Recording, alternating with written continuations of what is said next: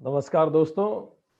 भगवत Gita series में Project Self Incorporation USA, Project Self Incorporation Bharat, Tapan Chaure Foundation, Indore Management Association और Rajput Association of Australia के behalf पर हम डॉक्टर विक्रांत सिंह तोमर आप सभी का स्वागत करते हैं। दोस्तों, हम लोग भगवत गीता सीरीज के 18वें सेशन में आज हैं। 7th चैप्टर का आज तीसरा सेशन है जिस पे हम बात करने जा रहे हैं। हमने 7 सेशन के पिछले 2 सेशंस में बात की थी और पिछले सेशन में हमने माया को डिटेल में जानने का प्रयास किया था। हमने अभी तक बात की कि ब्रह्म क्या है, जो एब्सोल्यूट रियलिटी है। उसके बाद हमने ईश्वर के बारे में भी जानने का प्रयास किया। हमने जाना कि ईश्वर सृजनहार है, जो क्रिएटर है इस पूरी दुनिया का, सृष्टि, क्रिएशन ऑफ द दिस पूरी कायनात का क्रिएशन पे भी हमने बात की। हमने माया पर भी समझने का प्रयास किया कि maya is something which appears but it is not there. हमने परा प्रकृति परमात्मा की देखी, अपरा प्रकृति भी ब्रह्म की हमने पढ़ी। यहां तक हमने अभी चैप्टर 7 में पढ़ा है। ब्रह्मम, ईश्वर, सृष्टि, माया, परा प्रकृति और अपरा प्रकृति। तो आपका स्वागत है तीसरे सेशन में चैप्टर 7 के। तो दोस्तों, सेशन की शुरुआत जिस तरह से हुई और एक बहुत मजबूत बेस भगवान ने बनाया खुद को जानने के लिए, नो ईश्वरा, हु इज कृष्णा, कौन है कृष्ण। पर अब भगवान एक कदम और आगे जाके अर्जुन को बता रहे हैं हाउ टू सी ईश्वरा, कैसे देखें हम ईश्वर को, स्पॉट ईश्वरा, कैसे उन्हें स्पॉट करें। यह प्रश्न सदियों से पूछा जाता रहा है और पूछा जाएगा भी।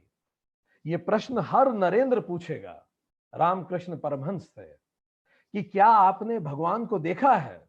और हर बार, हर सदी में, हर युग में रामकृष्ण परमहंस आंखों में चमक लिए मुस्कुरा के नरेंद्र को कहेंगे, हाँ मैंने वैसे ही देखा है जैसे मैं तुम्हें देख रहा हूं। और फिर नरेंद्र कहेंगे कि क्या मुझे दिखा सकते हैं। तो रामकृष्ण परमहंस कहेंगे, दिखाने की बात तो दूर, तुम्हारे घर भेज सकता हूं। नरेंद्र कहेंगे ठीक है तो भेज दीजिए, और परमहंस फिर कहेंगे ठीक है अपना पता दे जाओ। और जब नरेंद्र अपना पता लिखेंगे कागज पर, तो मुस्कुरा के रामकृष्ण परमहंस कहेंगे, नरेंद्र ये तो तुम्हारे घर का पता है, अपना पता दे जाओ तो मैं माता को भेज दूंगा।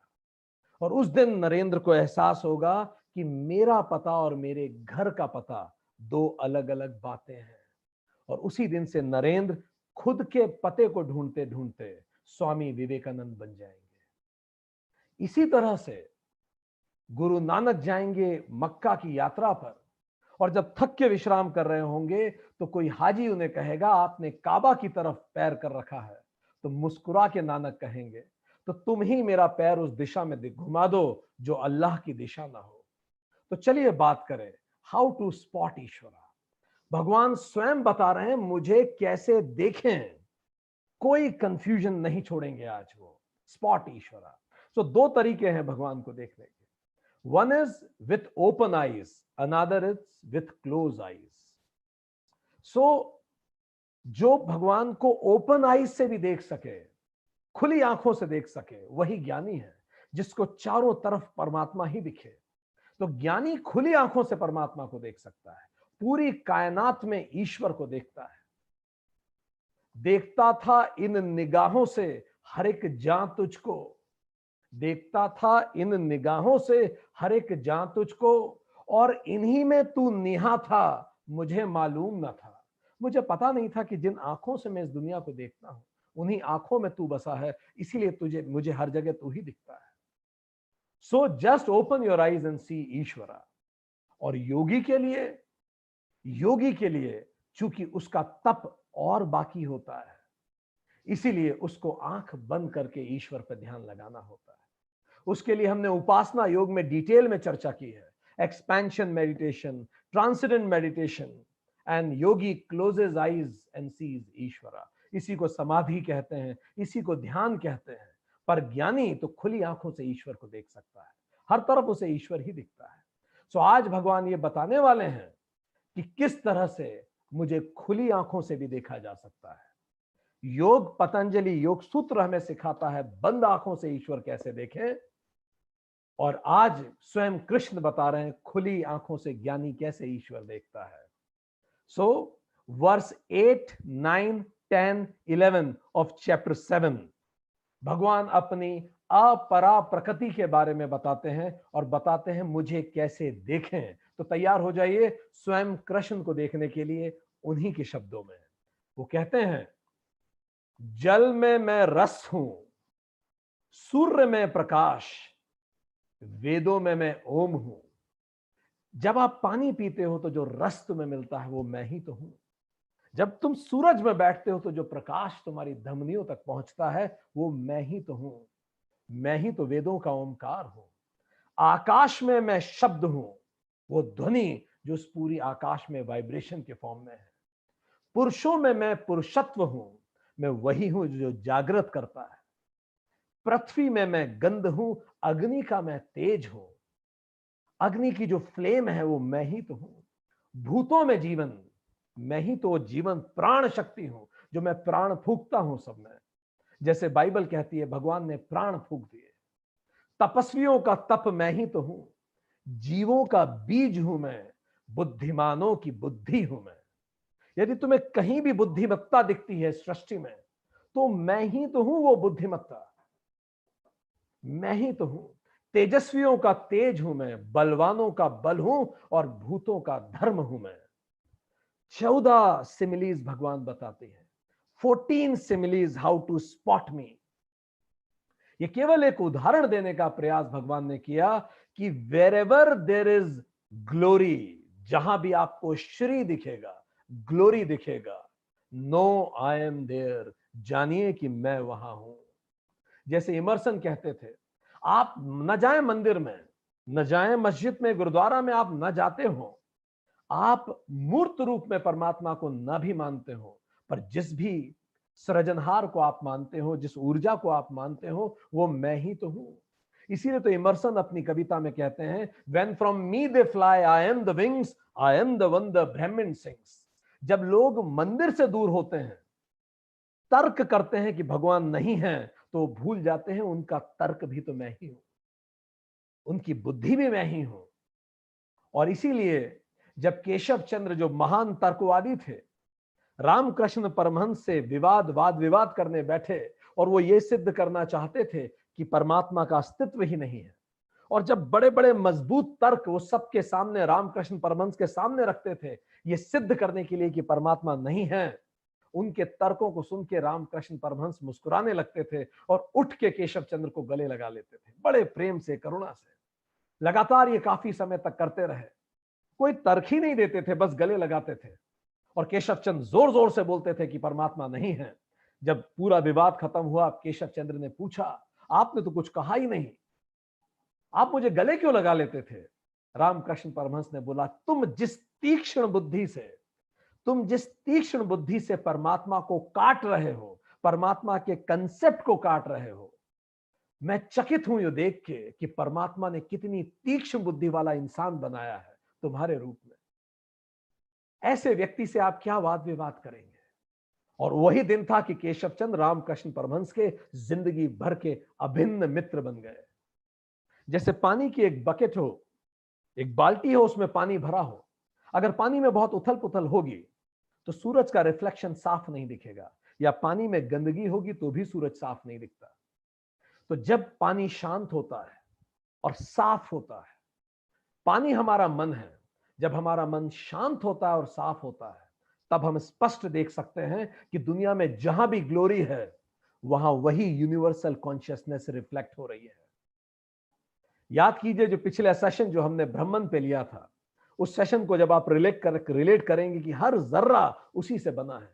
इसीलिए बाइबल में जीसस कहते हैं, बी स्टिल, बिल्कुल शांत हो जाओ, be still and know I am your God. जो शांत हुआ है वही समझ पाया है, अशांत तो इधर उधर भागता रहेगा, वो समझ भी नहीं पाएगा। इसीलिए जब गुरु नानक पुरी टेंपल गए भुवनेश्वर में, और जब उन्हें कहा गया कि आप थाली लेके आरती कीजिए भगवान की, तो क्या सुंदर उत्तर गुरु नानक ने कहा। नानक ने कहा, यह पूरा आसमान उस परमात्मा की थाल है, चांद और सूरज उसके दिए हैं, सितारे पुष्प और मोती उसके पुष्प हैं, हवा आरती है, वनस्पति ही तो फूल है, और ये जितने झरने इस कायनात में हैं, ये उस परम सत्ता की ही तो अभिषेक कर रहे हैं। एक कॉस्मिक आरती चल रही है, ब्रह्मांडीय आरती चल रही है, जो रोज होती है। 24 घंटे हर पल उसकी घंटियां बज रही हैं। मैं किस मंदिर में जाके पूजा करूं? क्या विचार थे नानक के। Max Planck, father of quantum physics, कहते हैं everything that we talk about, जिस भी बारे में हम बात करते हैं, everything that we regard as existing, और हम कुछ भी कहें जो एग्जिस्ट करता है, पॉस्टुलेट्स कॉन्शियसनेस। वो कॉन्शियसनेस ही तो है, वो ब्रह्मन ही तो है जिसके बारे में आप बात करते हो। भले आप इस ग्लास के बारे में बात करो या फिर उस माउंट एवरेस्ट के बारे में बात करो, आप किसी के भी बारे में बात करो, वो ब्रह्मन ही तो है, वो ईश्वरा ही तो है, वो कृष्णा ही तो है। सम सेज गॉड इज नोवेयर, और उसी को कुछ लोग पढ़ते हैं गॉड इज नाउ हियर। इस तरह से ही श्रोडिंगर कहते हैं what we observe as material bodies, जिसको हम material bodies कहते हैं, and forces, और जिसको हम forces कहते हैं, पूरी force जो इस जगत में है, are nothing but the shapes and variations in the structure of space। जिसको भी आप शरीर कहते हैं या फोर्स कहते हैं, ये उसी यूनिवर्सल कॉन्शियसनेस का ही स्ट्रक्चर है।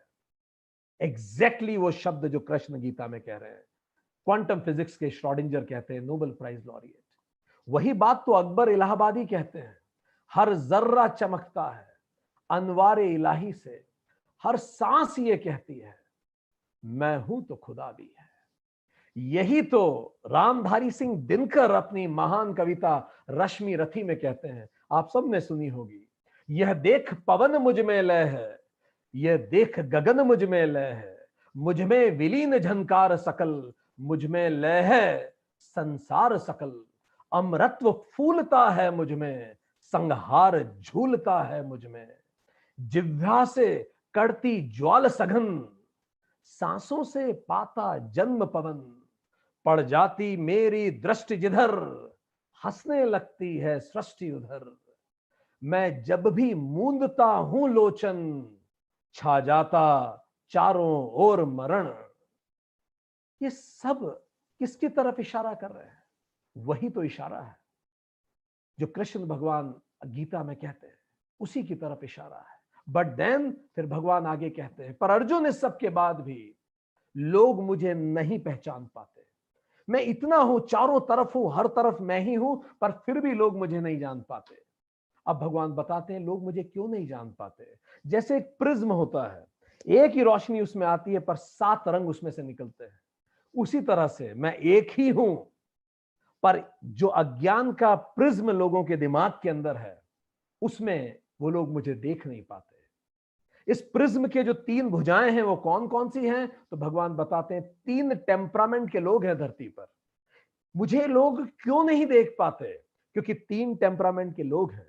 पहले सत्व, दूसरा रजस और तीसरा तमस। याद कीजिए माया की क्लास को, लास्ट सेशन, उसी पे भगवान फिर से बात कर रहे हैं। सत्व, रज और तम। सत्व मतलब अप्रोप्रिएट एक्टिविटी, रजस मतलब हाइपर एक्टिविटी, तमस मतलब हाइपो एक्टिविटी, डलनेस।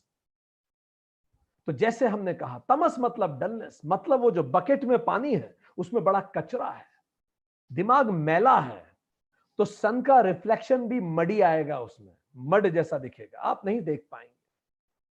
अगर आपका मन ही मैला है, साफ मन नहीं है, निश्चल नहीं है। रजस मतलब हाइपर एक्टिव, पानी में बड़ी लहरें हैं, तो सूरज भी नाचता हुआ उसमें दिखेगा, शेकी रिफ्लेक्शन ऑफ सन दिखेगा, आप फिर भी ढंग से नहीं देख पाएंगे। पर अगर पानी बिल्कुल शांत है, जिसको हमने सत्व कहा, स्टेबल वाटर है, बिल्कुल अप्रोप्रिएट एक्टिविटी है, ना हाइपर है ना डलनेस है, तो जब मन शांत होता है तो रिफ्लेक्शन साफ साफ दिखता है, सटल रिफ्लेक्शन सन का दिखता है। पर यहां गौर करने की बात है, वो सन का रिफ्लेक्शन है, और अगर हम रिफ्लेक्शन में ही उलझ गए तो हम उस परम तक नहीं पहुंच पाएंगे। क्योंकि सन ना तो शेकी होता है, ना मडी होता है, और ना ही स्टेबल होता है। ये तीनों तो रिफ्लेक्शन ऑफ सन है। इसी तरह से जो चारों तरफ आप देख रहे हैं, ये उस परमात्मा का ही रिफ्लेक्शन है। Reflection depends on sun, but sun does not depend on reflection. ये सारा जो रिफ्लेक्शन है जो हम बाल्टी में देखते हैं, ये सन पर निर्भर करता है, पर सन उस रिफ्लेक्शन पर निर्भर नहीं करता। तो इस चारों तरफ जो कायनात हमें दिखती है, सारी कायनात उसी परमात्मा का रूप है, पर परमात्मा इस कायनात के भी परे है। परमात्मा इस कायनात में भी है और इसके परे भी है। भगवान कहते हैं वर्स 12 चैप्टर 7, तू तेषु अहम में, तू तेषु अहम ते मयि न, वे मुझ में हैं। भगवान कहते हैं वो सब मुझ में हैं। ये पहाड़, ये पूरी कायनात, ये सब मुझ में है। उन सब में मैं हूं, उन सब में मैं हूं, पर वो मुझ में नहीं है, मैं उनसे भी परे हूं। I am beyond that. ये कहना कि पर्वत ईश्वर है बिल्कुल ठीक है, पर पर्वत ही ईश्वर है ये गलत हो जाएगा, या ईश्वर पर्वत ही है ये गलत हो जाएगा, क्योंकि मैं एक बड़ा कंसेप्ट हूं। सो इस कारण लोग मुझे देख नहीं पाते, क्योंकि इन तीनों गुणों से लोग मोहित हो जाते हैं। और याद कीजिए, इन तीनों गुणों को ही माया कहा जाता है। माया के ही तो ये तीन गुण हैं। हमने माया पे अलग से विस्तार पे इस पे चर्चा की है। इशारों में लोग अटक जाते हैं। ये जो रिफ्लेक्शंस हैं, कई बार लोग इसमें अटक जाते हैं, और मैं जो इस रिफ्लेक्शन के भी परे हूं उसको देख नहीं पाते। वर्स 13 चैप्टर 7, सर्वम जगत मोहितम एभ्यः परम माम अव्ययम न अभिजानाति। इन तीनों चीजों से मोहित होकर लोग मुझे जान ही नहीं पाते। उसको, वो लोग सोने के जेवर को तो देख लेते हैं, पर जेवर जिस सोने से बना है उसे नहीं देख पाते। They see the ornament but they fail to see the gold. They see the effect but they fail to see the cause. ये बिल्कुल वैसा है जिसको अरुंधति न्याय कहा जाता है भारत में। जब नई नई शादी होती है तो ऐसी परंपरा भारत के शास्त्रों में उल्लेखित होती है कि पति पत्नी को चांद दिखाता है, और दिखाता कैसे है? अरुंधति नक्षत्र को दिखाने का प्रयास करता है, और चांद दिखाता है, अरुंधति नक्षत्र दिखाता है। तो ऐसे बताता है कि जैसे कोई पेड़ है, पेड़ की पत्ती की तरफ इशारा करता है और बोलता है आपको पत्ती दिख रही है? तो कहती है हाँ मुझे पत्ती दिख रही है। फिर वो कहता है वो देखिए पत्ती के बिल्कुल पास में जो पहला तारा दिख रहा है वो अरुंधति है। अब यहां पत्ती केवल माध्यम है तारे को दिखाने का, पर अगर हम पत्ती पे ही रुक गए तो समस्या हो जाएगी। भगवान वही कह रहे हैं, लोग रुक गए मूर्त पे ही, पर मैं मूर्त के भी परे हूं।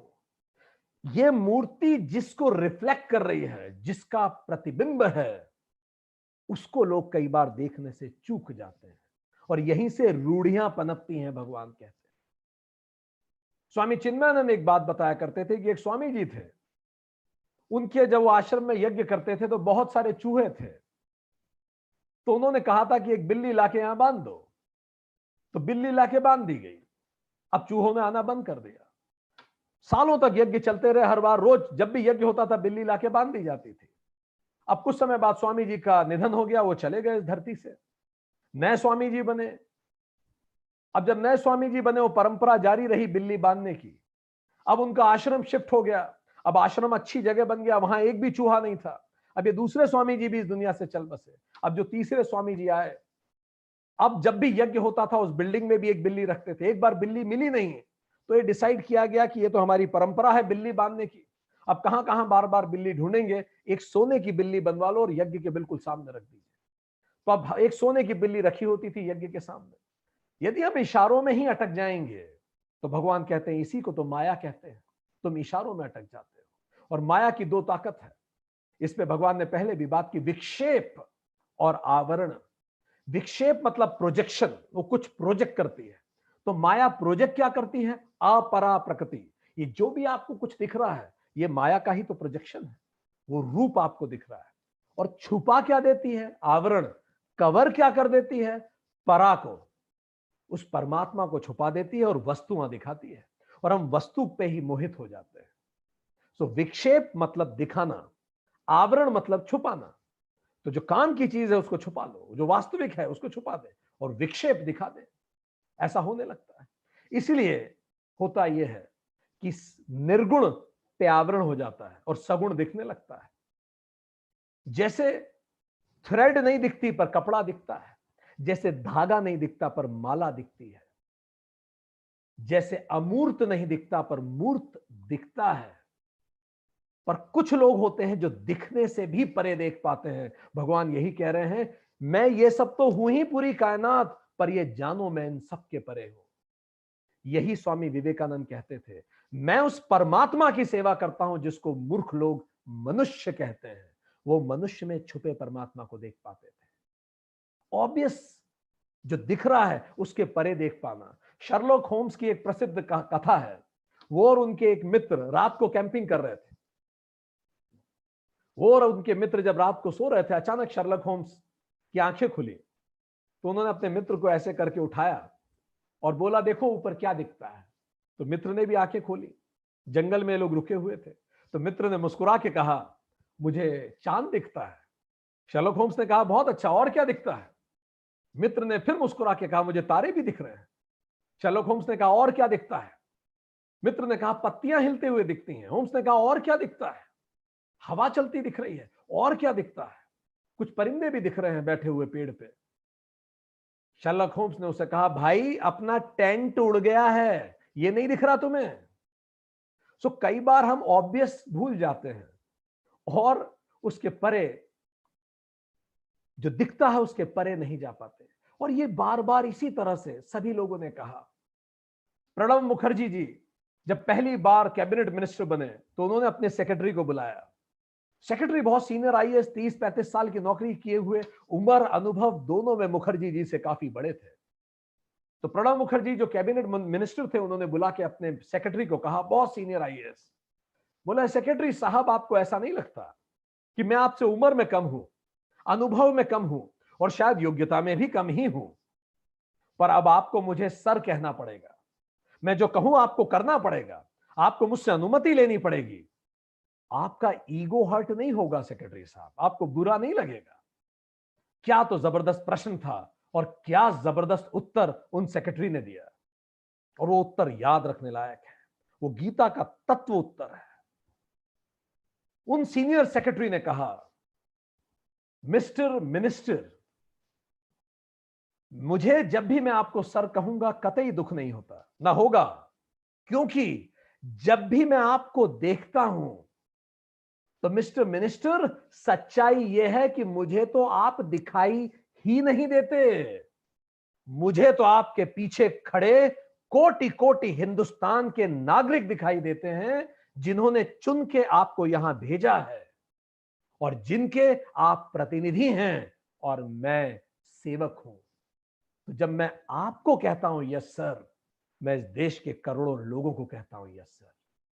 क्षमता देख पाने की, बियॉन्ड, इसी को कबीर कहते हैं, पोथी पढ़ पढ़ जगमुया, पंडित भया न कोय, ढाई आखर प्रेम का पढ़े सो पंडित होए। इसी पे तो शंकराचार्य ने मनीष पंचकम लिखा। जब उन्होंने एक चांडाल को कह दिया, मेरे रास्ते से हट जा, मैं कहीं अपवित्र ना हो जाऊं, और चांडाल ने कहा, तुम किसको हटाने की बात करते हो? शरीर तो पंचभूतों से बना और आत्मा मेरी और तेरी एक ही हो। सीइंग बियॉन्ड सीन, जाति धर्म लिंग वर्ण इन सब के परे देख पाना उस परमात्मा को जिससे हम सब बने हैं। यही, इसी को भगवान गीता में बात उठा रहे हैं। इसी के लिए मार्टिन लूथर किंग कहते थे, love the person, hate the evil. पर हम व्यक्ति को ही नापसंद करने लगते हैं, उसकी कमियों को नापसंद नहीं करते, हम व्यक्ति को नापसंद करते हैं। भगवान कह रहे हैं, किसी भी व्यक्ति को जब तुम नापसंद करते हो तो याद रखना तुम मुझे नापसंद करते हो, अगर तुम सच में गीता समझे हो तो। इसी कारण तो इसरो जैसे महान वैज्ञानिक संस्था पूजा करने के बाद सैटेलाइट लॉन्च करती है, because they can see beyond. और आप इसरो को भले फिर आप कुछ धर्मांध भी कह दें, पर फिर आप नासा को क्या कहेंगे? आप नासा की हिस्ट्री पढ़िए। नासा पूरे प्रयास में रही कि चांद पे बाइबल उतारी जानी चाहिए, और अंततः 1971 में नासा के अपोलो 11 ने चांद पे बाइबल उतारी। जब भी आप परमात्मा को देखते हैं सृष्टि के जर्रे जर्रे में, आप प्रेरित होते हैं। इसीलिए फौज में जितनी वॉर क्राई हैं वो सब धार्मिक हैं। जय शिवाजी जय भवानी करके फौज लड़ने उतरती है। जय श्री राम जी की राजपूत रेजिमेंट का नारा है। आप पढ़िए, इन सबकी वॉर क्राई किसी ना किसी देवी देवता या परमात्मा से जुड़ा हुआ है। राजकर वो वाहे गुरु की फतेह, वाहे गुरु का खालसा। इसीलिए आइंस्टाइन कहा करते थे, the more I study science the more I believe in God. So dear friends, what I want to bring home is see beyond the scene is seeing Ishwara. Next verse 14 भगवान आगे कहते हैं, एषा देवी गुणमयी मम माया ये माम एव प्रपदन्ते एताम मायाम तरन्ति। ये जो मेरी गुणमयी माया है, लोग इसमें उलझ जाते हैं। जो इससे परे मुझे देख पाते हैं, मैं उनको मैं मोक्ष दे देता हूं। वो तर जाते हैं इस भवसागर से, इस परेशानी से तरते हैं, क्योंकि वो सारी कायनात में अद्वैत देखते हैं। रमन महर्षि कहते हैं, आप सर्प और रज्जू को एक साथ नहीं देख सकते, सांप और रस्सी को नहीं देख सकते। अगर आप अंधेरे में हैं और आपको कहीं कोने में रस्सी पड़ी हुई दिख रही है, तो आप रस्सी देखेंगे, पर अगर आपको सांप दिख रहा है तो आपको सांप ही लगेगा। आप एक ही नजर में, एक ही बार में उसको सांप और रस्सी एक साथ नहीं देख सकते। जब आप उसे सांप देख रहे हैं तो उसमें रस्सी आपको नहीं दिखेगी, तभी तो आप सांप मान रहे हैं उसे। और अगर आप उसे रस्सी देख रहे हैं तो उसमें आपको सांप नहीं दिखेगा। सिमिलरली, यदि आपको इस पूरे जगत में ईश्वर दिखता है तो माया दिखेगी नहीं, पर अगर आपको इस पूरे जगत में माया दिखती है तो ईश्वर दिखेगा नहीं। ईश्वर और माया को आप एक साथ नहीं देख सकते। आप जिस नजर में ईश्वर को देखते हैं, उस नजर में माया आपको दिखेगी नहीं, तभी तो आप ईश्वर देख रहे हैं। पर जब आप माया देखते हैं तो उस पल आप ईश्वर नहीं देखते। जब आप शरीर देखते हैं व्यक्ति का और व्यक्ति को नापसंद करते हैं, जाति धर्म रंग भेद के आधार पर लोगों को बांटते हैं, तब आप केवल माया देख रहे हैं, ईश्वर नहीं देख रहे हैं। वर्ष 15 चैप्टर 7 भगवान कहते हैं, माया ज्ञान को हर लेती है आवरण और विक्षेप करके, और जो व्यक्ति दिखता है बस हम उसी को यथार्थ मानते हैं, उसके पीछे जो परमात्मा है उसको मैं देखता ही नहीं। माया अपरहत ज्ञानाह, वर्ष 15, ज्ञान को हरण हो जाता है। ठीक। और 4 तरह के लोग होते हैं ऐसे, जो इस माया के कारण मुझे देख ही नहीं पाते, वो बिल्कुल ही नहीं देख सकते मुझे। माम न प्रपधन्ते, 4 तरह के लोग कौन से हैं भगवान खुद बता रहे हैं। He is being very specific कि मेरे इतने बताने के बाद भी कई लोग होंगे जो नहीं देख पाएंगे मुझे। वो कौन है? 4 तरह के लोग हैं। पहले, दुष्ट दुष्कृतिनो, जो गलत काम करते हैं, जो अत्याचार करते हैं लोगों पे, जो दुष्ट होते हैं, वो नहीं देख पाएंगे मुझे। They have tendency to hurt others. तो जब वो दूसरों को हर्ट करते हैं तो उन्हें कहीं ना कहीं पता होता है कि वो गलत कर रहे हैं, वो लोग मुझे नहीं देख पाएंगे। दूसरा, मूढ़ा। मूढ़ा मतलब डेल्यूडेड, मूर्ख। जो लोग मूर्ख होते हैं वो भी मुझे नहीं देख पाएंगे। They are fools, they are deluded. तीसरे, नराधमाः। नराधमाः, नर प्लस अधम, जो नरों में अधम हो। अधम मतलब lower, the lowest among man, जो व्यक्तियों में लोअर हो, वो भी नहीं देख पाएगा। जिसका भी पूरा इवोल्यूशन नहीं हुआ है। अभी अभी कुछ समय पहले तो जानवर सोल था, अभी जानवर से इंसान अभी अभी बना है, इवोल्यूशनरी साइकिल में बिल्कुल न्यू है, वो भी नहीं समझ पाएगा। It's a higher science, it's quantum physics, not everybody can comprehend, वो भी नहीं समझ पाएगा। चौथा, आसुर भावम आश्रिताः। आसुरी प्रवृत्ति के लोग मुझे नहीं समझ पाएंगे। क्या मतलब होता है आसुरी प्रवृत्ति के लोग? असुर होता क्या है? जो सुर में ना हो। सुर क्या होता है? सिंक ना हो, जो धर्म के आधार पे ना हो। जो धर्म इस पूरी व्यवस्था का आधार है, जो उस व्यवस्था के विपरीत हो, यूनिवर्सल ऑर्डर में सिंक नहीं हो, वही असुर। सुर मतलब संगीत, सिंक हो जाना। जो सिंक नहीं होता वो असुर। इसका मतलब जो केवल सेंस प्लेजर में ही लगा रहे जिंदगी भर, उसको केवल 5 इंद्रियों का ही सुख चाहिए, ये व्यक्ति भी नहीं देख पाता। इसकी गलती नहीं है, इसको अभी बहुत इवॉल्व होना है। इसीलिए ये दिमाग ही, यही कहते हैं mind in its own place is heaven and hell both. तो जब आपका दिमाग केवल 5 इंद्रियों के सेटिस्फेक्शन में ही लगा रहता है, अच्छी चीजें मैं खाऊं, खाने का आपका मन, सुनने अच्छी चीजें सुनूं, मैं अपनी तारीफें सुनूं, बुराई कोई कर दे तो मुझसे सहन ना हो, मेरी स्किन को पूरा कंफर्ट चाहिए, अगर मेरा पूरा मन इन्हीं के आसपास है तो वो भी मुझे देख नहीं पाएगा। एंड इसीलिए ऐसी कई कहानियां पुराणों में आई, हिरण्याकश्यप या हिरण्यकश्यपु, इनकी कहानियां आई। हिरण्याक्ष क्या होता है? हिरण्य मतलब गोल्ड, अक्ष मतलब आईज, हिरण्याक्ष, जिसकी आंखें केवल भौतिक चीजों पे ही हो, जिससे उसको सेंस का प्लेजर मिले, वही तो हिरण्याक्ष है। और उसको मारा जाता है। जब हिरण्याक्ष की हत्या होगी तभी तो प्रहलाद का जन्म होगा। अब Prahlad will born out when a Hiranyaksha will die. जैसे a Narendra has to die so that Swami Vivekananda can take birth.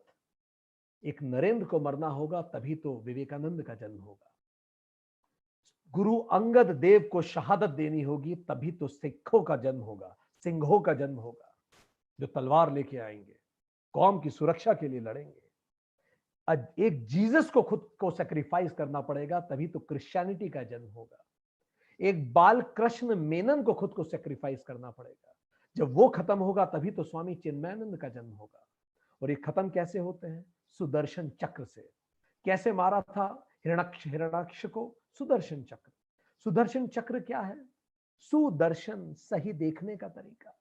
सही देखने का तरीका जब विकसित होगा, अपने आप कायनात के जर्रे जर्रे में परमात्मा दिखने लगेगा। पर ये 4 लोग नहीं देख पाएंगे।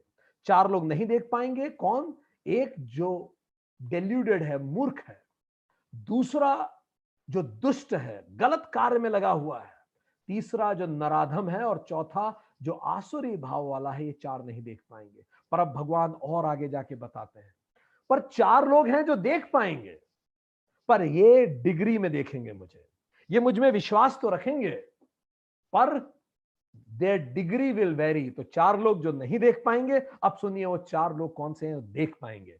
और अब आप जितने भी लोग ये सेशन सुन रहे हैं, अब आप तैयार हो जाइए, क्योंकि आप में से अधिकतर, आप में से लगभग सभी इन्हीं 4 में से फॉल होंगे। ठीक?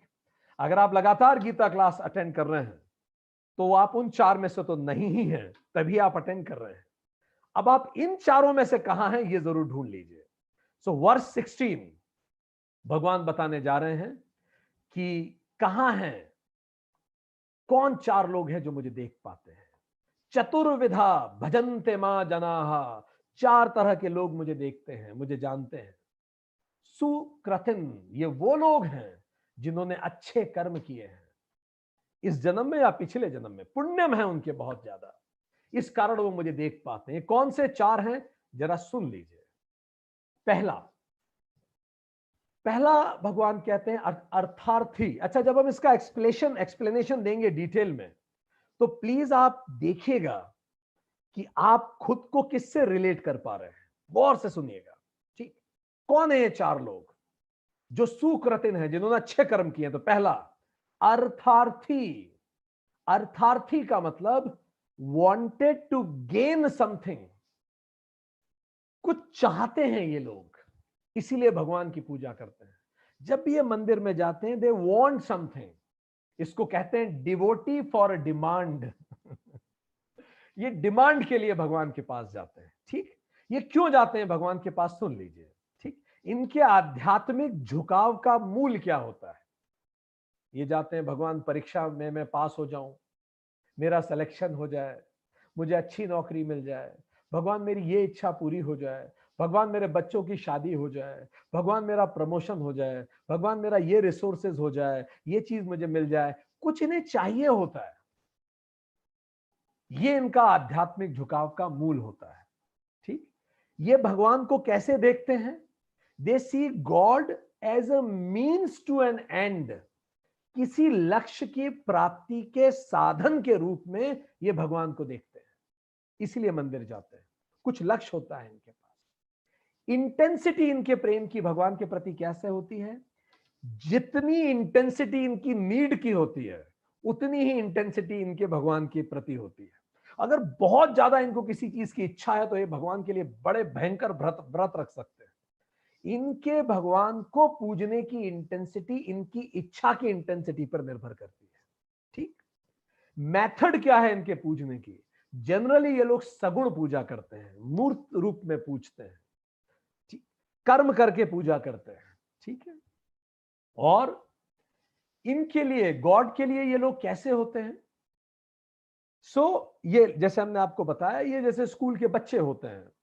तो चलिए, ये अब आप सोच लीजिए आप में से कितने लोग इससे खुद को रिलेट कर पाते हैं। अब हम दूसरों पे जाते हैं। दूसरा, आर्त। आर्त, आर्त means they want to avoid something. ये कुछ चाहते नहीं है, इनके साथ कुछ गलत हो गया और ये चाहते वो हट जाए उनके पास से। ये शेम चाहते हैं, हट जाए कुछ, wanted to get rid of something. कोई प्रॉब्लम है वो हट जाए मेरे पास से। अर्थार्थी तो कुछ पाना चाहते हैं, ये कहीं फंस गए उसको हटाना चाहते हैं। They are called devotee in distress. ये डिवोटी इन डिस्ट्रेस है, नॉट फॉर डिमांड। इनका आध्यात्मिक झुकाव का मूल क्या है जरा सुन लीजिए। ये जब मंदिर जाते हैं, भगवान ये जो मेरी बीमारी है ये ठीक हो जाए, भगवान मन की शांति दे प्रभु, खुशी दे प्रभु, संघर्ष खत्म कर जीवन से प्रभु, तनाव खत्म कर प्रभु, रिश्तों में धोखा हो गया रिश्तों को खत्म कर प्रभु, धोखा कभी ना मिले प्रभु। ये अवॉइड करना चाहते हैं चीजों को। Look at the scientific analysis of God himself. जब हम ये पढ़ते हैं तो हमें आई गेट गूज बम्स। मतलब हम क्या भगवान को जानते हैं, he also knows us, he knows us so well. वो सुनते हैं गौर से जब हम मंदिर जाते हैं इसका उद्देश्य क्या है। तो अब ये लोग गॉड को कैसे देखते हैं? आर्थ, God is a means to an end goal of life. इसका मतलब इनके लिए भगवान जीवन के अंतिम लक्ष्य का संसाधन है। अंतिम लक्ष्य क्या है? शांति और प्रसन्नता। तो ये जीवन के बड़े लक्ष्य, अंतिम लक्ष्य की प्राप्ति के लिए भगवान की पूजा करते हैं, शांति और प्रसन्नता। ठीक, अर्थार्थी तो हर चीज के लिए भगवान उनका रास्ता है। इंटेंसिटी कैसी होती है आर्थ की? इनकी इंटेंसिटी पेन के साथ बढ़ जाती है। जितना इनको दुख होगा उतना ये धार्मिक हो जाएंगे। और बहुत सारे लोग आध्यात्म की तरफ उनका झुकाव इसी कारण से होता है क्योंकि इनका दिल इस मटेरियलिस्टिक लाइफ से जल चुका है। ठीक है, अच्छी बात है। ये भी मेथड इनकी पूजा की क्या होती है? बिल्कुल वैसे ही जैसे अर्थार्थी की होती है। भगवान सगुण पूजा करते हैं, ये कर्म से पूजा करते हैं। ठीक, आगे आया। ठीक, नेक्स्ट, तीसरा इज जिज्ञासु। आप देखिए आप किस में आते हैं? जिज्ञासु। तो जिज्ञासु कौन है? They are inquisitive seekers to know God. ये भगवान को जानना चाहते हैं। ये जानना चाहते हैं ये है क्या भगवान, ये चल क्या रहा है drama, what is it all about. तो ये जब इनके आध्यात्मिक झुकाव का मूल क्या है? ईश्वर को जानने की चाह, जीवन का रहस्य समझने की चाह, कर्म चक्र को समझने की चाह। और इनके लिए भगवान क्या है? God as a end goal of life. इनका जीवन का लक्ष्य ही भगवान को समझना है। ठीक, इनको शांति प्रसन्नता वो नहीं है, भगवान को ही जानना इनका लक्ष्य है। इंटेंसिटी इनकी क्या होती है? इनकी इंटेंसिटी हमेशा हाई होती है। दे आर एवर इनकी एवर इंस्पायर्ड। ये सगुण निर्गुण दोनों पूछते हैं, कर्म योग भी करते हैं, उपासना योग भी करते हैं और ये ज्ञान योग भी करते हैं। ये सभी तरह से परमात्मा को पूछते हैं। ठीक, अंतिम भगवान कहते हैं चौथे तरह का व्यक्ति। आप देखते जाइए आप खुद को किससे रिलेट कर पा रहे हैं।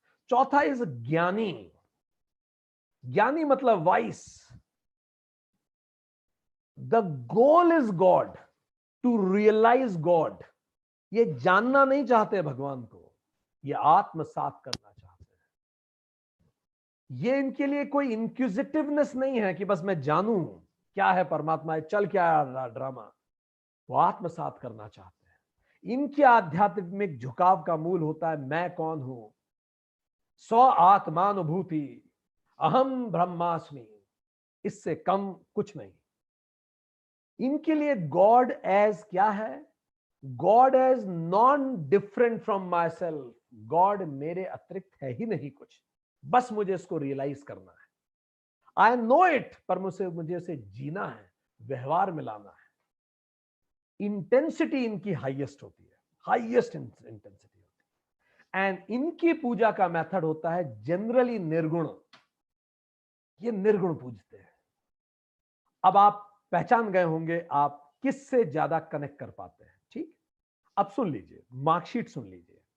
जो अर्थार्थी हैं वो स्कूल के बच्चे हैं, पर अच्छी बात है पढ़ाई शुरू कर दी, उन चारों में से तो नहीं है हम, ठीक। ये स्कूल में पढ़ रहे हैं, भगवान के लिए ये डियर हैं, पसंद करते हैं भगवान इन लोगों को, अंक लाने के लिए पढ़ाई कर रहे हैं, अच्छी मार्कशीट में अच्छे अंक आए, ठीक। जो आर्त हैं वो भगवान को डियरर हैं, ठीक। ये ग्रेजुएशन कर रहे हैं साहब, स्पिरिचुअल ग्रेजुएशन हो रहा है इनका। ये इसीलिए पढ़ाई कर रहे हैं कि इनके गंदे नंबर ना आए, ठीक, सेकंड डिवीजन ना आ जाए। इनका ऑब्जेक्टिव थोड़ा उल्टा, अवॉइड करना चाहते हैं असम्मानजनक अंक। तीसरे कौन है, जिज्ञासु। ये मोर डियरर है भगवान को, ये पोस्ट ग्रेजुएशन कर रहे हैं स्पिरिचुअलिज्म में, they R post graduate in spiritualism, fine. ये भगवान को एक विषय के रूप में समझना चाहते हैं। जैसे रामकृष्ण परमहंस कहते हैं, ये ऐसा चाहते हैं जैसे एक नमक की गुड़िया समुद्र में कूद जाए, ये देखने के लिए कि मैं समुद्र की गहराई नाप के आऊंगी। नमक की गुड़िया समुद्र की गहराई नापेगी, पता नहीं। चौथे होते हैं ज्ञानी। ये भगवान को डियरेस्ट होते हैं, भगवान खुद कहते हैं। ये तत्व को जानते हैं, ये मुझ में आत्मसात होते हैं। ये हो गई डॉक्टरेट इन स्पिरिचुअलिज्म, ये पीएचडी है इसमें।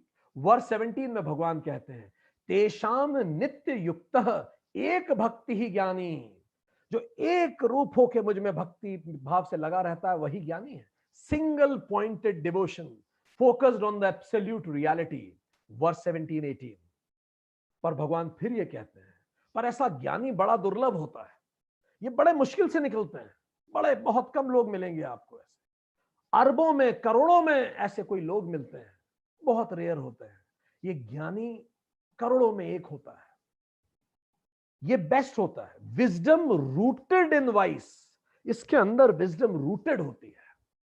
भगवान वर्ष 19 चैप्टर 7 में कहते हैं पर ज्ञानी दुर्लभ होता है, बहुनाम जन्मानाम अंते ज्ञानवान माम प्रपदन्ते। बहुत सारे जन्म लेने के बाद ये मैच्योरिटी आती है कि वो सब में मुझे देख पाता है और किसी से उसकी नाराजगी नहीं होती। वासुदेवः सर्वम मिति स महात्मा सुदुर्लभ। सर्वम में वासुदेव को जो देख सके वो महात्मा बहुत ही दुर्लभ होता है अर्जुन। और ये कब हो पाता है व्यक्ति, ओनली आफ्टर मेनी बर्थ। इतनी सारी साधनाओं के बाद वो इतना इस क्लैरिटी पे पहुंचता है, मैच्योरिटी आती है। इस प्योरिटी एंड मैच्योरिटी के साथ आता है कि हर चीज में वासुदेव को देख सके। कितना खूबसूरत शब्द है वासुदेव। वास शब्द मतलब वस धातु से बना है। वस मतलब एब्सोल्यूट रियलिटी, वस मतलब विच लिव्स, वच मतलब जो रहता है, जो रहता है, वस, वसना, ठीक, जो रहता है उसको हम बोलते हैं वस। वास मतलब जो रह रहा है, देव लॉर्ड, जो कण कण में व्याप्त है, जो कण कण में रहता है, वो देव परमात्मा ब्रह्मन है, एब्सोल्यूट रियलिटी है। वासुदेव है जो हर कण में है, तुम्हारे दुश्मन में भी वही है और जिसको तुम सबसे ज्यादा प्रेम करते हो उसमें भी वही है, वासुदेव। पर यह देख पाना, समदर्शी होना केवल ज्ञानी कर सकता है, जो कई बर्थ के बाद होता है। और कैसे होता है, अब चलिए फिर से अपने आप को अलर्ट कीजिए। हम आपको बता रहे हैं कि 6 लेवल के बाद इंसान ज्ञानी बनता है। आप चेक कीजिए आप किस लेवल पे हैं अभी। ठीक, चलिए हम लेवल वाइज लेवल एनालिसिस आपको देते जा रहे हैं, आप चेक कीजिए आप अभी किस लेवल पे हैं। सबसे पहले जैसे ही हम जानवरों से इंसान बनते हैं, it is called infant soul, अभी अभी इनकारनेट हुए हैं एज ह्यूमन। तो ऐसे व्यक्ति कौन होते हैं, सुन लीजिए। इन व्यक्तियों के जीवन का मूल उद्देश्य होता है खाना पीना सोना और सेक्स। यही चार चीजें इनके जीवन का उद्देश्य होती है। इनके घरों में खाने पे लड़ाई कर लेंगे ये, खाना अगर टेस्टी नहीं हुआ तो इनको गुस्सा आ जाएगा। इनके अंदर सर्वाइवल फियर बहुत होता है, इंस्टिंक्टिंग होते हैं, इंस्टिंक्ट आता है, एकदम से गुस्सा हो जाएंगे, एकदम से खुश हो जाएंगे, जैसे जानवर होता है इंस्टिंक्ट, गुस्सा इनमें बहुत होता है। हाइपर एग्रेसिव हो जाते हैं ये, टेम्परामेंट इनका कमजोर होता है और इन्हें हर चीज के लिए तुरंत प्लेजर चाहिए होता है, पेशेंस नहीं है, तुरंत चाहिए। ये है इन्फेंट सोल। इन पे गुस्सा कतई मत कीजिए, जानिए कि ये अभी अभी नर्सरी में एडमिशन लिए हैं। ठीक होंगे ये भी पीएचडी करने के लिए ही आए हैं, पर हम छोटे बच्चे पे गुस्सा कहां होते हैं। कोई पीएचडी स्कॉलर छोटे बच्चे से मिलता है तो कितने प्रेम से मिलता है। ऐसे जब आप बेबी सोल से मिले, सॉरी इन्फेंट सोल से मिले, तो उससे गले लगाइए, उसको हे दृष्टि से मत देखिए, वो शुरू कर रहा है जरूर पीएचडी करेगा। अब आगे आए, बहुत जन्मों के बाद ये इन्फेंट सोल बनती है बेबी सोल। इसकी कैरेक्टरिस्टिक सुनिए।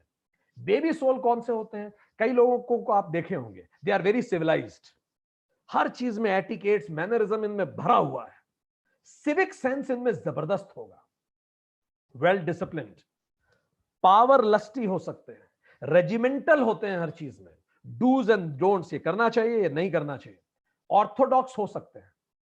यही वो लोग हैं जो रिलीजन कास्ट क्रीड पे लड़ते हैं, यही वो हैं जो दंगों में उतरते हैं, ऑर्थोडॉक्स होते हैं। सो बेबी सोल्स हैं, इनको भी गले लगाइए। ये अब आ गए हैं प्राइमरी एजुकेशन में, आ गए हैं, आगे बढ़े।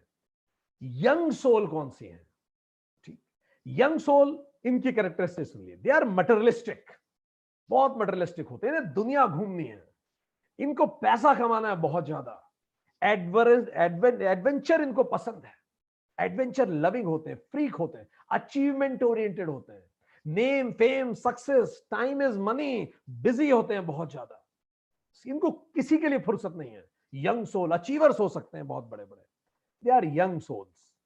क्योंकि ये यंग सोल क्यों है, क्योंकि कुछ जन्मों के बाद इन्हें समझ में आ जाएगा ये भागा दौड़ी से कुछ नहीं होने वाला। ठीक, तो अगली सोल, तो ये कहां आ गए, ये मिडिल स्कूल में आ गए, देखिए तेजी से ग्रोथ कर रहे हैं ये, परफेक्ट। अब आ जाइए मैच्योर सोल्स। ये लोग कौन होते हैं, कैरेक्टरिस्टिक सुन लीजिए। They are heart driven people, heart से ड्राइव होते हैं, relationship oriented, they connect with people, बहुत इमोशनल होते हैं, हार्मोनाइज करते हैं, सबको प्रेम करते हैं, इसलिए अक्सर रिश्तों में दगा भी खा जाते हैं, सॉफ्ट नेचर के होते हैं, इनके रिलेशन बड़े टर्बुलेंट होते हैं, वो सबकी सेवा करना चाहते हैं, अपना मन मार के भी दूसरों की काम करते रहते हैं। मैच्योर सोल्स, ये खुद के परे दूसरों को देख पाते हैं, पर अभी भी चूंकि ज्ञान पूरा नहीं होता इसलिए बड़ा दर्द उठाते हैं, इनको भी गले लगाइए। ये ह्यूमैनिटी का संचार करते हैं। अब ये आ गए हैं भाई, इनका हाई स्कूल हो गया, हायर सेकेंडरी भी हो गया, अभी मैच्योर सोल। अब आ जाइए ग्रेजुएशन में, it is called old soul.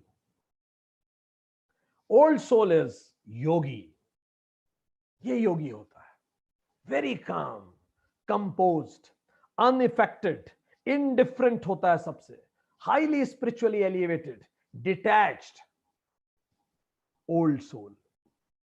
And last is PhD, divine soul. कोई वृत्ति नहीं, निर्वाण, इच्छाओं का बुझ जाना, परम ज्ञानी, रामकृष्ण परमहंस, नानक देव, ऐसे बहुत सारे लोग, Jesus Christ, Mahavir Swami.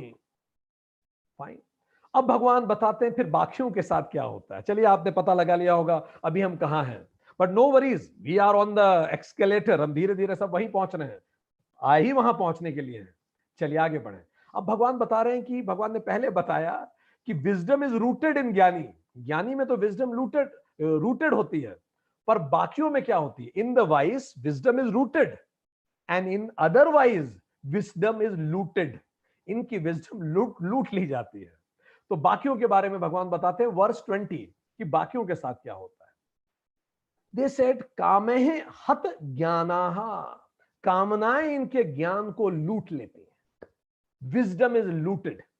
Away from other people, इनकी विजडम लूट ली जाती है। और फिर क्या होता है, they get attracted towards lower gods. ये छोटी छोटी चीजों के प्रति अट्रैक्टेड होते हैं। इनको छोटे छोटे जीवन के इनके उद्देश्य होते हैं, खराब नहीं है, पर ये बेबी सोल से, इन्फेंट सोल से, छोटे छोटे चीजों के लिए। ठीक, स्वया प्रकृत्या नियताः, अपनी अपनी प्रकृति के अनुसार छोटी छोटी चीजों के लिए आकर्षित होते हैं। ठीक, और वो छोटी छोटी चीजों के लिए अलग अलग भगवान हैं। तो कैसे, इसका क्या मतलब हुआ जरा समझे। ब्राह्मण संविधान है, अगर आप देश को देखें तो ब्राह्मण तो संविधान हो गया, ईश्वर सरकार है, ईश्वरा गवर्नमेंट है, और ये जो मिनिस्टर्स हैं ये फंक्शनल डेमीगॉड्स हैं, छोटी छोटी डाइटीज हैं। किसी को नौकरी चाहिए तो इस देवता की पूजा करो, किसी को शादी करना है तो इस देवता की पूजा करो, किसी को बच्चा चाहिए तो इस देवता की पूजा करो, किसी को सुरक्षित रहना है तो उस देवता की पूजा करो। इंद्र, कुबेर, वरुण, ये सब कौन है, डिफरेंट मिनिस्टर्स। इनका चीफ गवर्नमेंट कौन है, ईश्वरा, जो इन्हीं से मिलकर बनता है। मिनिस्टर और गवर्नमेंट में अंतर क्या है, एक ही है, पर फंक्शनल मिनिस्टर्स। ठीक, तो भगवान कहते हैं सो क्लैरिटी गीता गिव्स, अन्य देवता प्रपदन्ते, ये अलग अलग देवताओं को, अलग अलग मिनिस्टर्स की पूजा करते हैं। कोई इस भगवान को पूछता है, कोई गणेश जी को पूछता है, कोई उनको पूछता है, कोई विष्णु जी को पूछता है, सब अपने अपने अनुसार पूछते हैं। Fine, every functional minister have their own rituals, तम तम नियमम आस्थाय, सच अ क्लैरिटी। और हर मिनिस्टर का आपको पता, आप किसी भी मिनिस्टर के ऑफिस में जाइए, वहां एक अलग रिचुअल है, एक तरीका है उनसे मिलने का। तो शनि महाराज की पूजा अलग तरह से होगी, इंद्र जी की पूजा अलग होगी, कहीं आप तेल चढ़ाएंगे, कहीं ये पत्ता चढ़ाएंगे, कहीं दूध चढ़ाएंगे, सब अलग अलग पूजा होती है। भगवान कह ही रहे हैं even all these deities function under मी, पर भगवान कहते हैं कि लोग भूल जाते हैं ईश्वर तो मैं ही हूं, अलग अलग रूप में मैं ही हूं, ये सब मेरे अंडर ही तो फंक्शन करते हैं। Now verse 21, even if a person is properly devoted to a small objective, अगर आपको नौकरी ही चाहिए, छोटा सा ही आपका लक्ष्य है, मैं ही तो हूं जो तुम्हारे लक्ष्य के प्रति तुम्हें ईमानदार बनाता हूं। ध्यान रखिए, छोटा लक्ष्य होना पाप नहीं है, धीरे धीरे आगे ना बढ़ना गलत है। तस्य श्रद्धाम अहम ताम एव अचलाम विद्यमानी, उनके जो उसकी श्रद्धा है उसको मैं ही तो अचल करता हूं उस व्यक्ति के अंदर। जिस भी छोटे छोटे लक्ष्यों से आप प्रेरित हो वहीं से शुरू करो, पर शुरू तो करो। मार्टिन लूथर किंग कहा करते थे, दौड़ो अगर तुम दौड़ सको, अगर दौड़ नहीं सकते तो चलो, और अगर चल भी नहीं सकते तो रेंगो, पर रुको मत, बढ़ते रहो।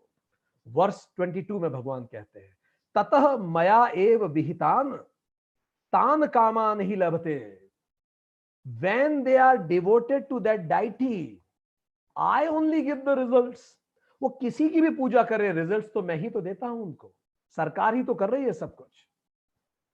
वर्ष 23, तू तेषाम अल्प मेघसाम तत्फलम अंतवन भवती, बट होता यह है कि चूंकि वो छोटा देख पा रहे हैं, उनका अभी विजन ब्रॉड नहीं हो पाया है, वो छोटा ही देख पा रहे हैं, वो नौकरी से आगे कुछ सोच ही नहीं रहे हैं, वो ये नहीं जान रहे हैं कि उनमें अपार संभावना है। नौकरी क्या, आप इस पूरे भूमंडल को हिला सकते हो, इतनी ताकत तुम में है क्योंकि तुम मेरे पुत्र हो, पर वो अपने आप को कम आंकते हैं। तो भगवान कहते हैं वो कृपण है, they are settling with low, वो छोटे से सेटल हो जा रहे हैं। अनलिमिटेड से लिमिटेड क्या मांगना ना, इसीलिए तो स्वामी विवेकानंद जब मां के सामने गए नौकरी मांगने, पैसा मांगने, तो कुछ बोल ही नहीं पाए, क्या कायनात के ईश्वर से मैं नौकरी मांग लूं। तो भगवान कहते हैं कि इंसान यदि चाहे तो इस लिमिटेड डिजायर से ऊपर उठे, वो अनलिमिटेड के लिए बना है, वो है ही अनलिमिटेड। वर्ष 24, अबुद्धयः बुद्धिहीन, जिनमें बुद्धि नहीं होती, दे लिमिट माय स्कोप। अच्छा, वो ना तो केवल खुद के स्कोप को लिमिट करते हैं, वो मेरे स्कोप को भी लिमिट कर देते हैं। उनको लगता है बस ये मूर्ति ही मैं हूं, बस, क्योंकि वो खुद को भी छोटा मानते हैं तो मुझे भी छोटा मानते हैं। अल्प बुद्धि, बुद्धिहीन, सोचते हैं मैं केवल इस मूर्ति के अंदर ही हूं। दे कंसीडर मी लिमिटेड, व्यक्तिम आपन्नम मन्नते, कितना स्पष्ट और लाउड भगवान ने कहा, उनको लगता है मैं व्यक्ति की तरह पैदा होता हूं और मरता हूं। मेरे कहानी किससे ये बनाते हैं, पूछते हैं ये भगवान कब पैदा हुए थे, ये भगवान कब खत्म हुए, इनकी एज कितनी है, वो ऐसी ऐसी बातें करते हैं। वो खुद के जैसा मुझे भी मानते हैं, क्योंकि वो खुद छोटा सोचते हैं तो वो छोटा ही दुनिया को देखते हैं, की होल से दुनिया को देखते हैं, जैसे आप दरवाजे के की होल से देखें। अब भगवान एक्सप्लेन कर रहे हैं वो बेबी सोल, इन्फेंट सोल, इन सबको एक्सप्लेन कर रहे हैं धीरे धीरे भगवान। वर्ष 25, ना अहम प्रकाशः सर्वस्य योग माया समावृतः, due to my yoga maya I am not visual to many. मैं अपनी योग माया से सबको दिख नहीं पाता ना, क्योंकि मैं तो योग माया से छुपा हुआ हूं। इसीलिए तुम्हें पर्वत दिखेगा, व्यक्ति दिखेगा, कास्टिज्म दिखेगा, तुम लोगों को इनमें देखोगे, पर इनके परे जो मैं हूं तुम देख नहीं पाओगे। और तुम मुझे भी व्यक्ति समझने लगते हो, मूर्ति में ही मेरा अस्तित्व मानने लगते हो। मैं मूर्ति में तो हूं ही, मैं मूर्ति के परे भी हूं। मूढ़ः लोकः माम अजम अव्ययम न अभिजानाति। भगवान कह रहे हैं जो मूर्ख लोग होते हैं ये नहीं समझते कि I am not a individual who will take birth and die. मैं कोई व्यक्ति नहीं हूं कि मैं पैदा होऊंगा और मैं मर जाऊंगा। वर्ष 26, आई एम ऑल नोइंग, मैं सब कुछ जानने वाला हूं। समतितानि च वर्तमानानि च भविष्यानानि भूतानि अहम वेद, मैं सब जानता हूं, त्रिकालदर्शी हूं। I know all the possibility and potential of this universe, मैं सब जानता हूं, पास्ट प्रेजेंट एंड फ्यूचर में सब देख सकता हूं, त्रिकालदर्शी हूं। क्या मतलब हुआ इसका? क्या मतलब हुआ? जो व्यक्ति कॉज को ढंग से जानता है वो इफेक्ट को जानेगा ही दोस्तों, जानेगा ही। जिस पल दुर्योधन ने कृष्ण की जगह आर्मी चुनी थी, क्या विद्वान नहीं समझ गए थे कि क्या होने वाला है, कौन हारेगा युद्ध में? जिस पल जुआ खेलने के लिए युधिष्ठिर ने पासे उठाए थे, क्या उसी कॉज में इफेक्ट नहीं छुपा था वनवास का? जिस पल सीता जी ने स्वर्ण मृग के प्रति इच्छा जताई थी, क्या उनका हरण तय नहीं हो गया था? तो कॉज में ही तो इफेक्ट छुपा है। मैं वर्तमान भी जानता हूं, मैं भविष्य भी जानता हूं, क्योंकि मैं वासना के बीज को भी समझता हूं। Everything is happening in the line of my order. तुम निश्चिंत रहो, सब कुछ मेरे अनुसार हो रहा है। I am the intelligent order of the universe, nothing will happen without me, क्योंकि मुझसे ही तो पूरा कायनात बना है। नाउ वर्स 28, बट वही लोग मुझे जान पाएंगे जिनमें ये 5 क्वालिटीज होंगी, वही लोग मुझे जानेंगे।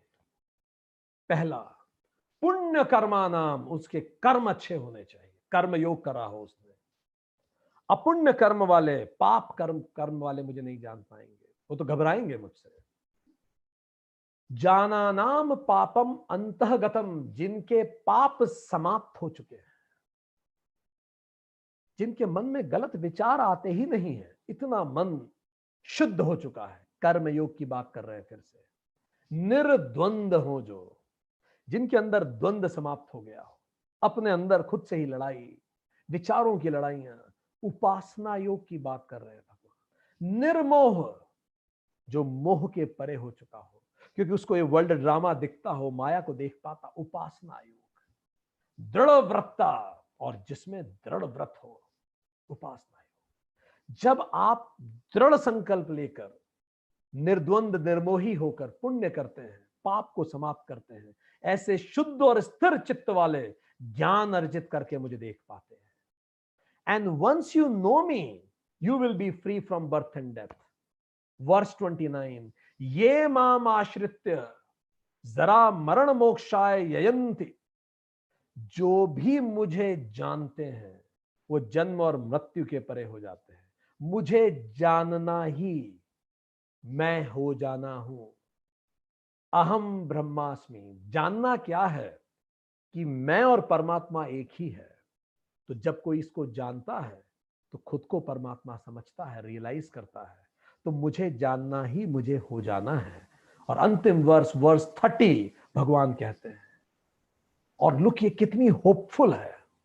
भगवान कहते हैं भले तुम इन्फेंट सोल हो, बेबी सोल हो, यंग सोल हो, मैच्योर सोल हो, कोई भी हो तुम, even if at the last moment, 80 साल के जीवन का अंतिम पल भी जब तुम इस सृष्टि से, इस धरती से त्याग कर रहे हो खुद को, भगवान शब्द यूज करते हैं प्रयाण काले, अंतिम काल में जब प्रयाण का समय आ जाए, अंतिम पल, आखिरी सांस में भी अगर तुम ये बात समझ जाओ। याद कीजिए चैप्टर 2, वहां भी भगवान ने यही बात बोली थी कि चिंता ना करो, अगर इस जन्म में ही, भले तुम बेबी सोल ही क्यों ना हो, अंतिम काल में भी ये बात तुम समझ जाओ कि तुम और कायनात एक हो और सबको समदर्शी से देख सको। अपि विदुहु, अगर तुम ये जान लो, विदु हो जाओ, ये तुम समझ पाओ, रियलाइज कर पाओ। क्या रियलाइज कर पाओ? अधिभूतम, कि मैं इस पूरी यूनिवर्स का अधिभूत हूं, फंडामेंटल पार्टिकल हूं, फंडामेंटल हूं, मुझसे ही ये पूरी कायनात बनी है। तुम भी अधिदैवम, मैं ही इंटेलिजेंट ऑर्डर हूं इस यूनिवर्स का, ये पूरी यूनिवर्स का लॉ एंड ऑर्डर मैं ही चलाता हूं। अधियज्ञम, तुम जो भी कर्म करते हो, तुम्हारे एक्शन सारे मेरे पास ही आते हैं। मैं ही हूं जिनको तुम अलग अलग रूप में भजते हो, और वो तुम ही हो जो मैं हूं। From me you go and to me you come back. अगर अंतिम काल तक भी ये बात समझ में आ गई, ही और शी इज लिबरेटेड, तो तुम मुक्त हो सारे तनावों से।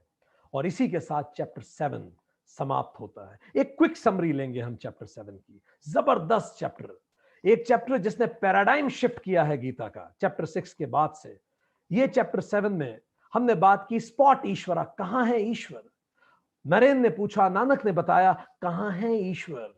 ज्ञानी खुली आंखों से देखता है और योगी आंख बंद करके समाधि में जिसको पाता है वही ईश्वर है। भगवान ने बताया कि मैं पूरी अपरा प्रकृति में फैला हुआ हूं, मैं जल का रस हूं, सूर्य का प्रकाश, वेदों में ओम, आकाश के शब्द, पुरुषों का पुरुषत्व, पृथ्वी की गंध, अग्नि का तेज, भूतों का जीवन, तपस्वियों का तप, जीवों का बीज, बुद्धिमानों की बुद्धि, तेजस्वियों का तेज, बलवानों का बल, और भूतों का धर्म मैं ही तो हूं। इसीलिए केशव चंद और परमहंस एक दूसरे के मित्र हो गए। इसीलिए नानक ने इस पूरी जगत को परमात्मा की एक थाल बचाया। इसीलिए मैक्स प्लैंक और श्रोडिंगर ने कहा, जो भी तुम देखते और महसूस होते हो वो जर्रा जर्रा वो इलाही ही तो है, जिसको अकबर इलाहीबादी ने कहा, जिसको दिनकर ने रश्मि रथी में गाया, पर फिर भी देख नहीं पाते क्योंकि हम सत, रज और तम से जुड़े हुए हैं। और इस कारण हमारी जो बकेट में जो पानी है वो या तो मडी है, या फिर फ्लक्चुएटिंग है, या फिर स्टेबल भी है, तो भी हम इशारों में अटक जाते हैं और हम इशारों के ऊपर देख नहीं पाते।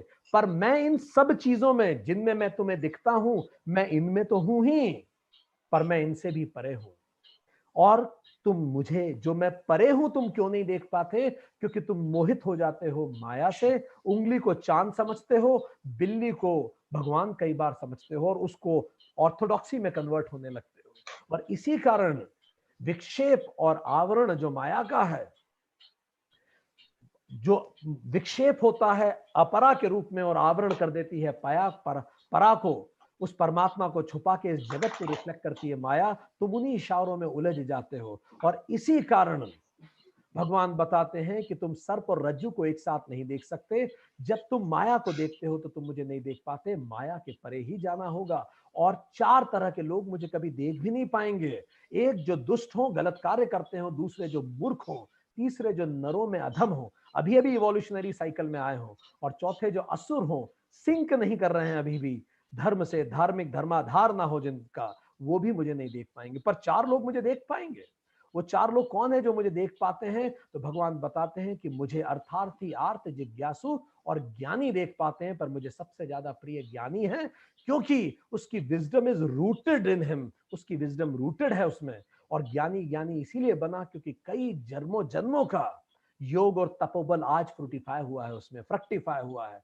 इसीलिए इन्फेंट, बेबी, यंग, मैच्योर और ओल्ड सोल से वो डिवाइन सोल आज बन पाया है। पर भगवान यहां फिर आगे भी कहते हैं कि इसके बाद जो बाकी लोग हैं उनकी विजडम इज लूटेड। क्यों विजडम लूटेड है? क्योंकि वो मुझे लिमिटेड मानते हैं, वो अपरा प्रकृति में ही मुझे मानते हैं, और इस कारण मुझे छोटे छोटे चीजों के लिए भजते हैं। पर मैं भी प्रसन्न होकर उनको वो चीजें उपलब्ध कराता हूं। उन्हें लगता है कि वो गणेश जी दे रहे हैं, उन्हें लगता है वो हनुमान जी दे रहे हैं, दे मैं ही रहा हूं, किसी भी रूप में मैं देता हूं। मुझे अग्नि के रूप में पूजो, मुझे वरुण के रूप में पूजो, मुझे जल के रूप में पूजो, तुम्हें जिस रूप में मुझे पूजना है, तुम्हारी श्रद्धा भी मैं ही स्थापित करता हूं। पर इस समय तुम याद रखना, जब तुम खुद को लिमिटेड मानते हो तो तुम मुझको भी लिमिटेड मानते हो। तुम खुद को जन्मा मानते हो तो मुझे भी जन्मा मानते हो। तुम खुद को परिवार वाला मानते हो, मुझे भी परिवार वाला मानते हो। खुद को सशरीर मानते हो, मुझे भी सशरीर मानते हो। और इसलिए तुम्हें जानना होगा कि मैं ये नहीं हूं, मैं त्रिकालदर्शी हूं। तीनों लोकों में हूं मैं और तीनों कालों में मैं हूं। हर चीजें मेरे लॉ एंड ऑर्डर से हो रही है, पर तुम ये देख कब पाओगे? जब तुम पुण्य कर्म करोगे और कर्म योग करोगे, पापों से परे हो जाओगे और निर्द्वंद निर्मोह हो जाओगे, उपासना योग करोगे और दृढ़ इच्छा शक्ति से मुझे जानने का प्रयास करोगे, तो तुम निश्चित ही मुझे जानोगे। और एक बार जो मुझे जान लेता है वो मैं ही बन जाता है, वो मैं ही हो जाता है। इवन अगर अंतिम सांस तक भी तुम मुझको जान लो, तुम खुद को जान लो, प्रयाण काले ये जानो कि मैं ही अधिभूतम हूं, फंडामेंटल बेस हूं इस यूनिवर्स का। मैं ही अधिदेवम हूं, इंटेलिजेंट ऑर्डर हूं, मैं ही अधियज्ञम हूं। सारे कर्म मुझ तक ही आते हैं, तो तुम इस सारी परेशानी से मुक्त हो जाओगे, भगवान कहते हैं। और इसी के साथ चैप्टर 7 जो एक महान चैप्टर है समाप्त होता है।